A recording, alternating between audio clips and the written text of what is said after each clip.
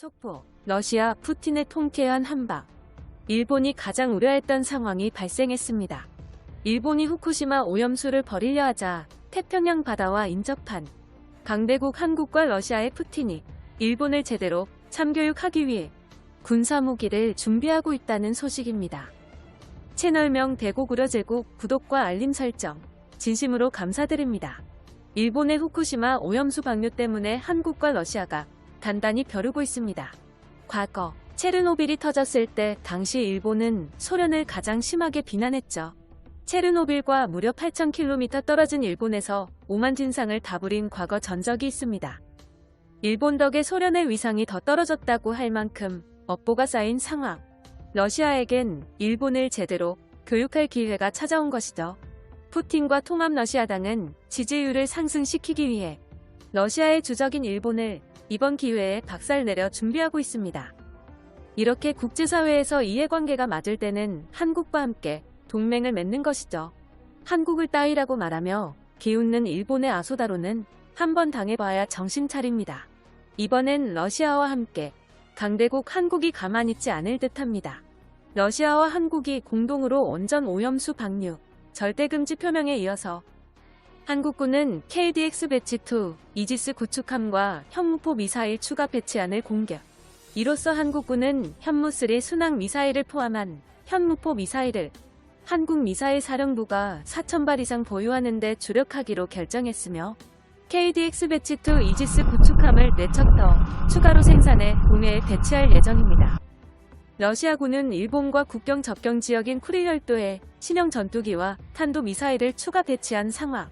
앞서 러시아 매체는 레토로우의 군사공항에서 러시아의 최신형 전투기인 수호이 35의 조종사가 전투태세 비행을 시험 실시하고 있다고 전했습니다. 일본은 러시아 북방 영토에 수호이 35 전투기 배치를 항의했지만 완전히 무시당했죠. 러시아 외무부는 이러한 결정을 내리면서 이렇게 발언했습니다. 일본 정부는 굉장히 유감스럽게도 러시아와 한국을 포함한 태평양 이후 국가들과 평화롭게 협의하는 것을 가장 중요한 일로 간주하지 않았다.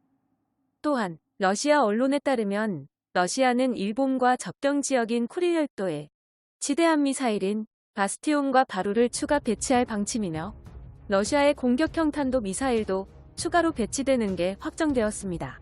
러시아는 쿠릴열도에 군사기지 배치를 진행 중. 2021년부터 일본의 영토 야욕을 박살내기 위해 전차와 전투기, 미사일 등 무기 장비를 현대화시키는 데 주력하고 있습니다. 이런 상황에서 후쿠시마 오염수 방수라는 어이없는 판단을 내린 일본은 스스로 러시아의 군사력 강화의 명목을 바친 것이나 다름없죠. 푸틴 정부의 선언에 이어서 러시아는 본격적인 행동에 들어갔습니다. 쿠릴열도의 군사기지 배치는 물론 러시아가 쿠릴열도 방위 강화를 위해 러시아 육군의 주력 전차인 T-72 B3를 추가 배치합니다. 쿠릴열도에 추가로 전개할 제18 포병사단의 자주포도 추가로 배치되겠군요. T-72 B3는 러시아군의 최신 무기 중 하나로 뛰어난 조준 기능과 미사일 발사 시스템을 갖춰 일본의 전차 전력을 박살내고 국경 영향력을 대폭 향상시킬 것으로 보입니다. 후쿠시마 오염수 방류와 함께 한국 영토 독도를 우기는 행위와 러시아의 영토인 쿠릴열도를 노리는 등 일본의 어이없는 행동을 참교육시키기 위한 한국과 러시아의 동맹은 더욱 강화되었습니다. 이어서 한국은 러시아와 함께 미사일을 공동 개발해 나서 천궁 미사일을 완성시켰으며 요격 미사일인 천궁2 미사일까지 개발, 러시아와 돈독한 협력 관계를 주도하고 있습니다. 현재 러시아는 한국과 함께 공동의 주적인 일본을 저지하고 싶으며 한국과 영토 이권이 겹치는 부분이 없다는 것도 한러 외교관계를 더욱 돈독하게 만듭니다. 양국의 이해관계는 일본을 박살낸다는 신념하에 뭉쳤습니다. 한국의 현무 미사일과 러시아산 이스칸데르 미사일이 일본을 조준. 미사일 기술은 군사기술 중에서도 핵심적인 집약체로 대부분의 국가들이 기술 이전을 꺼리는 부분이지만 강대국 러시아는 한국의 기술 공유와 협력을 주도했습니다. 반대로 한국의 첨단 반도체와 군수품 또한 러시아로 수출 중이며 CNC 공작기계 등 군수 무기 생산 분야에서도 메이드 인 코리아, 한국산 기업들도 러시아에 진출하여 초대박 수익을 거두고 있죠. 일본을 영원한 주적으로 지정한 강대국 한국과 러시아. 일본 네티즌들은 한국과 러시아의 군사동맹과 경제협력을 제발 그만두라며 난리난 상황. 마토메 스레드에 올라온 일본 네티즌들의 다양한 댓글 반응들을 번역해봤습니다. 러시아와 한국이 군사동맹을 할 시간에 자국의 원자력 발전소로부터 나오는 오염수는 전혀 관리하지 않는지, 너희들 원자력 발전소의 오염수부터가 인류의 민폐잖아. 한국군은 서구권의 미국과 동구권의 러시아의 기술을 가진 세계 유일한 군대. 특히 미사일 기술은 러시아의 이스칸데르 미사일과 격돌하고 있어 미국의 기술로는 신형 전투기 개발에 착실히 사용 중. 앞으로 일본과 기술력에서의 차이가 점점 벌어지는 절망적인 시대가 온다. 한국과 전쟁은 할만하지만 러시아는 절대로 무리. 원래 지금의 일본은 바다를 이용한 공격에는 강하지만 육군에는 압도적으로 약하다. 러시아와 한국이 그럴수록 일본을 자극할 뿐이야. 북방 영토도 그렇지만 다케시마도 되찾고 싶네.